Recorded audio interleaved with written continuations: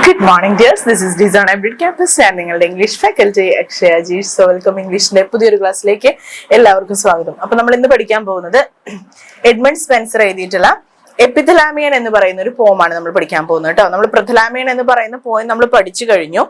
അപ്പോൾ ഈ Epithalamion and പ്രഥലാമിയൻ എന്ന് പറയുന്ന എഡ്മണ്ട് സ്പെൻസർ എഴുതിയിട്ടുള്ള പോയം എന്ന് പറയുന്നത് അത് രണ്ടും എന്തിനെ കുറിച്ചിട്ടാണ് എഴുതിയിട്ടുള്ളത്? മാരേജ് എന്ന് പറയുന്ന വിഷയത്തെ കുറിച്ചിട്ടാണ് എഴുതിയിട്ടുള്ളത് അല്ലെ. അപ്പോ അതിനെ കുറിച്ചിട്ട് തന്നെയാണ്, മാരേജ് എന്ന് പറയുന്ന വിഷയത്തെ കുറിച്ചിട്ട് തന്നെയാണ് ഈ ഒരു പോയത്തിലും അദ്ദേഹം നമുക്ക് പറഞ്ഞു തരുന്നത്. എപ്പിത്തലാമിയൻ എന്ന് പറയുന്നത് അദ്ദേഹത്തിന്റെ സ്വന്തം വിവാഹ ദിവസത്തെ കുറിച്ചിട്ട് അദ്ദേഹം എഴുതിയ ഒരു കവിതയാണ്. അദ്ദേഹത്തിന്റെ സ്വന്തം വിവാഹ ദിവസത്തെ കുറിച്ചിട്ട് അല്ലെങ്കിൽ ആ ദിവസത്തിന്റെ ഇമ്പോർട്ടൻസിനെ കുറിച്ചിട്ട് അദ്ദേഹം എഴുതിയ ഒരു കവിതയാണ് എപ്പിത്തലാമിയൻ എന്ന് പറയുന്നത്. പ്രഥലാമിയൻ എന്ന് പറയുന്നത് രണ്ട് സഹോദരിമാരുടെ വിവാഹത്തെ കുറിച്ചിട്ട് അദ്ദേഹം എഴുതിയിട്ടുള്ള ഒരു കവിതയാണ് പ്രഥലാമിയൻ എന്ന് പറയുന്നത്. എപ്പിത്തലാമിയൻ അദ്ദേഹത്തിന്റെ സ്വന്തം വിവാഹ ദിവസത്തെ കുറിച്ചിട്ട് എഴുതിയിട്ടുള്ള കവിതയാണ് കേട്ടോ. അപ്പോ അദ്ദേഹത്തിന്റെ ഭാര്യയായ എലിസബത്ത് ബോയിലിന് വേണ്ടി അദ്ദേഹം എഴുതിയ കവിതയാണ് എപ്പിത്തലാമിയൻ എന്ന് പറയുന്ന പോയം. എന്താണ്? എലിസബത്ത് ബോയിലിന് വേണ്ടി അദ്ദേഹം എഴുതിയ കവിതയാണ് എപ്പിത്തലാമിയൻ എന്ന് പറയുന്ന പോയം. ഓക്കെ, അപ്പൊ ഇത് എഴുതിയിട്ടുള്ളത് ആരാണ്? എഡ്മണ്ട് സ്പെൻസർ ആണ് കേട്ടോ. എഡ്മണ്ട് സ്പെൻസർ ഇംഗ്ലീഷ് ലിറ്ററേച്ചറിലെ ഫേമസ് ആയിട്ടുള്ള പോയിറ്റ് ആണ്, മറന്നു പോകരുത്. പോയം എഴുതിയിട്ടുള്ളത് ആരാണ്? എഡ്മണ്ട് സ്പെൻസർ ആണ് കേട്ടോ. അപ്പൊ സ്വന്തം മാരേജിനെ കുറിച്ചിട്ടാണ് അദ്ദേഹം ഈ ഒരു പോയത്തിൽ പറയുന്നത്. 24 സ്റ്റാൻസയാണ് ഈ ഒരു പോയത്തിലുള്ളത്. ആ 24 സ്റ്റാൻസ എന്തിനെയാണ് സൂചിപ്പിക്കുന്നത് എന്നാണ് അദ്ദേഹം പറയുന്നത്? 24 മണിക്കൂറിനെയാണ് സൂചിപ്പിക്കുന്നത് എന്നാണ് പറയുന്നത്. അദ്ദേഹത്തിന്റെ മാരേജ് ഡേയിലുള്ള 24 മണിക്കൂറിനെയാണ് അദ്ദേഹത്തിന്റെ ആ പോയത്തിലെ 24 സ്റ്റാൻസ സൂചിപ്പിക്കുന്നത് എന്ന് പറയുന്നു. 16 പകലും 8 രാത്രികളുമാണ് എന്നതാണ് പറയുന്നത്. 16 പകലും 8 രാത്രികളുമാണ് എന്നതാണ് പറയുന്നത്. അങ്ങനെ 24 സ്റ്റാൻസ 24 മണിക്കൂറിനെയാണ് കാണിക്കുന്നത് എന്നാണ് പറയുന്നത്. 15ാമത്തെ സ്റ്റാൻസയിൽ മാത്രം, ഈ ഒരു പോയത്തിലെ 15ാമത്തെ സ്റ്റാൻസയിൽ മാത്രം എന്താണ് നമുക്ക് റൈമിംഗ് സ്കീം കാണാൻ കഴിയുന്നില്ല. 15ാമത്തെ സ്റ്റാൻസയിൽ മാത്രം റൈമിംഗ് സ്കീം ഇല്ലാതെയാണ് അദ്ദേഹം എഴുതിയിട്ടുള്ളത്. ഇതാണ് ഈ പോയത്തിന്റെ ഒരു പ്രത്യേകത എന്ന് പറയുന്നത് കേട്ടോ. 24 സ്റ്റാൻസയാണ്, 16 പകലുകളും 8 രാത്രികളുമാണ് അതിൽ കാണിക്കുന്നത്. എന്നുവെച്ചാൽ 24 മണിക്കൂറിനെയാണ് ആ മാരേജ് ഡേയുടെ അന്നത്തെ 24 മണിക്കൂറിനെയാണ് കാണിക്കുന്നത് എന്നാണ് പറയുന്നത്. 15ാമത്തെ സ്റ്റാൻസയിൽ മാത്രം എന്താണ് നമുക്ക് എന്ത് കാണാൻ കഴിയുന്നില്ല എന്നാണ് പറയുന്നത്? റൈമിംഗ് സ്കീം കാണാൻ കഴിയുന്നില്ല എന്നാണ് പറയുന്നത്. ഓക്കെ, ദെൻ പോയിറ്റ് തന്റെ ഭാര്യയാകാൻ പോകുന്ന പെൺകുട്ടിയെ കുറിച്ചിട്ട് അല്ലെങ്കിൽ അവരുടെ മാരേജ് ഡേനെ കുറിച്ചിട്ട് പറയുന്നതാണ് ഈ ഒരു പോയം. അദ്ദേഹത്തിന്റെ പെൺകുട്ടിയെ കുറിച്ചിട്ട് വർണ്ണിക്കുന്നുണ്ട്. അതുപോലെ തന്നെ അവരുടെ ലൈഫിനെ കുറിച്ചിട്ട്, അവരുടെ ലൈഫ് എങ്ങനെയായിരിക്കണം, അവരുടെ ലൈഫിനെ കുറിച്ചിട്ടുള്ള ഒരു ഡ്രീം, ഒരു സ്വപ്നമാണ് ഈ ഒരു കവിതയിൽ അദ്ദേഹം പറയുന്നത് എന്നാണ് പറയുന്നത്. പോയതിന്റെ തുടക്കത്തിൽ അദ്ദേഹം പറയുന്നത് എന്താന്ന് വെച്ചാൽ, ഇത്രനാൾ താൻ എഴുതിയ കവിതകൾ പോലെ അല്ലെങ്കിൽ അതിനേക്കാൾ ഈ ഒരു ഞാൻ ഇന്ന് എഴുതാൻ പോകുന്ന ഈ ഒരു കവിത മനോഹരമാക്കാൻ സഹായിക്കണമേ എന്ന് പ്രാർത്ഥിച്ചുകൊണ്ടാണ് അദ്ദേഹം ഈ ഒരു പോയം തുടങ്ങുന്നത്. എങ്ങനെയാണ്?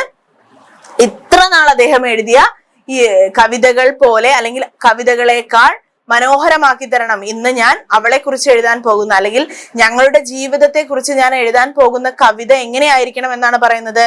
ഇത്രനാൾ ഞാൻ എഴുതിയ കവിതയേക്കാൾ മനോഹരമാക്കി തരണം, അല്ലെങ്കിൽ അത് മനോഹരമാക്കുവാൻ എന്നെ സഹായിക്കണം എന്ന് പറഞ്ഞ ഒരു പ്രാർത്ഥനയോട് കൂടിയാണ് അദ്ദേഹം ഈ ഒരു കവിത തുടങ്ങുന്നത്.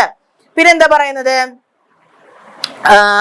അദ്ദേഹം പറയുന്നു അവൾക്ക് വേണ്ടി പാട്ട് പാടുവാനും പൂക്കൾ കൊണ്ട് മഴ പെയ്യിക്കണം എന്നൊക്കെ അദ്ദേഹം പറയുന്നുണ്ട്. കാരണം തന്റെ ഭാര്യയാകാൻ പോകുന്ന പെൺകുട്ടിക്ക് വേണ്ടി മ്യൂസിക്കിന്റെ ദേവതമാരോട് പാട്ട് പാടാനും, അതുപോലെ തന്നെ അവള് പുറത്തേക്ക് ഇറങ്ങുന്ന സമയത്ത്, അവൾ ഒരു വധുവായി പുറത്തേക്ക് ഇറങ്ങുന്ന സമയത്ത് എന്താണ് പൂക്കൾ കൊണ്ട് മഴ പെയ്യിക്കണം എന്നൊക്കെ പറയുന്നുണ്ട്. അതുപോലെ തന്നെ എന്താണ് തന്റെ പാട്ടുകൾ, താൻ അവളെ കുറിച്ച് എഴുതുന്ന പാട്ടുകൾ എങ്ങനെയായിരിക്കണം? മുമ്പ് ഓർഫിയസ് എഴുതിയ പാട്ട് കേട്ട് പ്ലൂട്ടോക്ക് തന്റെ ഭാര്യയെ തിരിച്ചു കിട്ടിയതുപോലെ എന്താണ് വെച്ചാൽ അതൊരു കഥയാണ്, ഒരു മിത്താണ് ഇംഗ്ലീഷ് ലിറ്ററേച്ചറിലെ.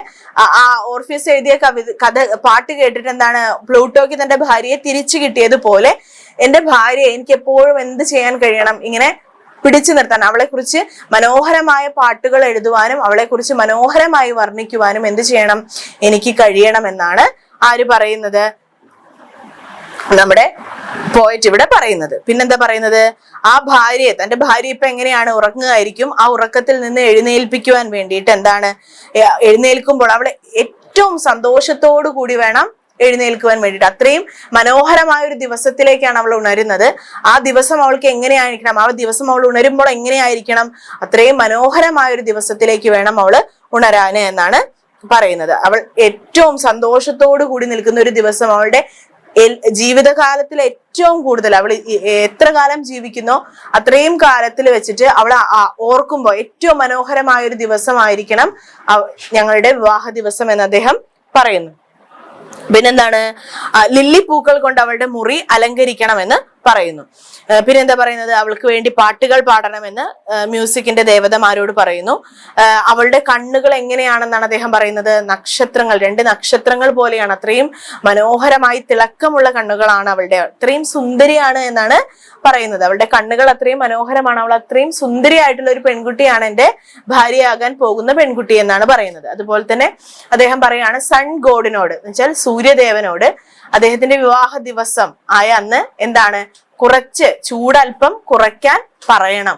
കാരണം അവള് ആ ചൂട് ഏറ്റിട്ട് പോലും അവൾ എന്ത് ചെയ്യരുത്, വാടിപ്പോകരുത് എന്നാണ് പറയുന്നത്. ആ ചൂടിന്റെ കാഠിന്യം കുറയ്ക്കുവാൻ വേണ്ടി സൺ ഗോഡിനോട് പറയണമെന്ന് പറയാണ്.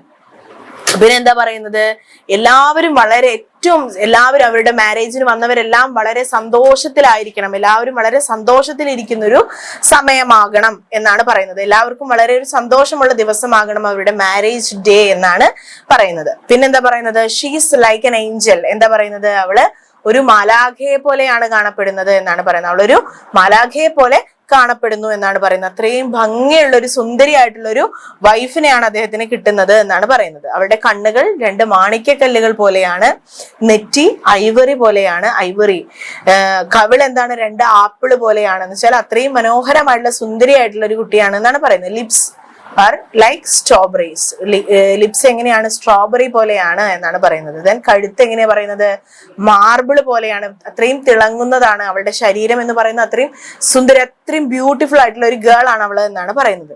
അപ്പൊ മറ്റു പെൺകുട്ടികൾ അവളുടെ സൗന്ദര്യത്തിൽ അസൂയപ്പെട്ടു പോകുമോ എന്ന് അദ്ദേഹം ചിന്തിക്കുന്നു. അവളുടെ സൗന്ദര്യത്തിൽ മതിമറന്നു പോകുന്നു എന്ന് അദ്ദേഹം പോകുമോ എന്ന് അദ്ദേഹം ചിന്തിക്കുകയാണ്. ദെൻ എന്താ പറയുന്നത്, അവളെ വരവേൽക്കുമ്പോൾ എന്ത് ചെയ്യണം, പാട്ട് പാടണം. ആ പാട്ടുകൾ എങ്ങനെയാണ് ഈ ലോകം മുഴുവൻ കേൾക്കുന്ന, അല്ലെങ്കിൽ ലോകം മുഴുവൻ സന്തോഷം നൽകുന്ന പാട്ടുകളായിരിക്കണം എന്നാണ് പറയുന്നത്. പിന്നെന്താ പറയുന്നത്, അവരുടെ വിവാഹ ദിവസത്തെ വൈൻ പാർട്ടിയിൽ എന്താണ്, മുഴുവൻ വൈനിൽ മുങ്ങി നിൽക്കുകയായിരിക്കും എന്നാണ് പറയുന്നത്. ഫുൾ വൈനിൽ മുങ്ങി നിൽക്കുന്ന ഒരു സമയമായിരിക്കും എന്നാണ് പറയുന്നത്. പിന്നെന്താണ്, അവരുടെ മണിയറ എങ്ങനെ ഇരിക്കണം, അവരുടെ ബെഡ്റൂം എങ്ങനെ ഇരിക്കണം എന്നാണ് പറയുന്നത്, പൂക്കൾ കൊണ്ട് അലങ്കരിക്കണം. അത് മനോഹരമായിട്ടുള്ള, ഈ ഭൂമിയിൽ കിട്ടാവുന്നതിൽ ഏറ്റവും മനോഹരമായ പൂക്കൾ കൊണ്ട് അവരുടെ ബെഡ്റൂം അലങ്കരിക്കണം എന്നാണ് പറയുന്നത്. അതുപോലെ തന്നെ ഒരു ദുശകുനങ്ങളും ഒരു ഓബ്സ്റ്റക്കിൾസും അവർക്ക് എന്ത് ചെയ്യാൻ പാടില്ല, അവരുടെ ജീവിതത്തിൽ വരാൻ പാടില്ല, അവരുടെ ജീവിതത്തിൽ ഉണ്ടാവാൻ പാടില്ല എന്നാണ് പറയുന്നത്. അതുപോലെ തന്നെ ഗോഡ് ഓഫ് ഫെർട്ടിലിറ്റിയോടെ എന്ന് വെച്ച് കഴിഞ്ഞാൽ ഫെർട്ടിലിറ്റിയോടെ എന്ന് വെച്ചാൽ അവർക്ക് നല്ല മക്കൾ ഉണ്ടാവാൻ വേണ്ടിയിട്ട് അവര് തരുവാനും വേണ്ടിയിട്ട് എന്ത് ചെയ്യണം, അദ്ദേഹം പ്രാർത്ഥിക്കുകയാണ് ചെയ്യുന്നത്. ഗോഡ് ഓഫ് ഫെർട്ടിലിറ്റിയോട് അവര് പ്രാർത്ഥിക്കുന്നത് എന്താണ്, അവർക്ക് നല്ല മക്കളെ തരുവാനും വേണ്ടിയിട്ടും അവര് പ്രാർത്ഥിക്കുകയാണ്. ഓക്കെ, സോ ഇതാണ് എപ്പിത്തലാമിയൻ എന്ന് പറയുന്ന എഡ്മണ്ട് സ്പെൻസർ എഴുതിയിട്ടുള്ള അദ്ദേഹത്തിന്റെ ഭാര്യയായ എലിസബത്ത് ബോയിലിന് വേണ്ടി എഴുതിയിട്ടുള്ള കവിതയാണിത്. ഈ ഒരു പോയത്തില് എന്താണ് പറയുന്നത്, അദ്ദേഹത്തിന്റെ മാരേജ് ഡേ എങ്ങനെയായിരിക്കണം എന്നതിനെ കുറിച്ചിട്ടാണ് അദ്ദേഹം പറയുന്നത്. സോ ഇതാണ് നമ്മുടെ ഇന്നത്തെ ക്ലാസ് എന്ന് പറയുന്നത്. ഇന്നത്തെ ക്ലാസ് നിങ്ങൾക്ക് മനസ്സിലായിട്ടുണ്ടാവും വിചാരിക്കുന്നു, യൂസ്ഫുൾ ആയിട്ടുണ്ടാവും വിചാരിക്കുന്നു. So thank you.